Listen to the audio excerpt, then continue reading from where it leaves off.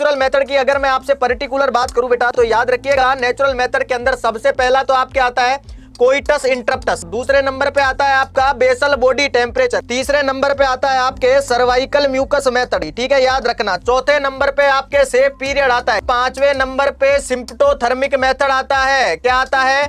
सिम्प्टोथर्मिक method आता है आपके, सिम्प्टोथर्मिक मेथड। उसके बाद याद रखिएगा छठे नंबर पे देखो coitus interruptus, basal body, cervical mucus, safe period, symptothermal method, और छठे नंबर पे आ जाएगा आपके याद रखिएगा लैक्टेशन अमनोरिया मेथड। क्या आता है? Lactation amenorrhoea method. और सातवें नंबर पे आपके याद रखिएगा एब्स्टिंसिस आता है। क्या आता है जी? एब्स्टिंसिस।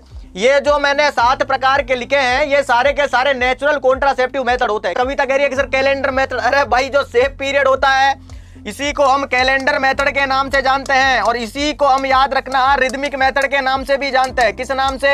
रिदमिक मेथड के नाम से भी जानते हैं। समझ गए सारे के सारे? एक पूछा जाता है कॉन्डोम्स क्या होते हैं, तो ये बैरियर मेथड के अंदर आता है आपके। किसके अंदर आता है?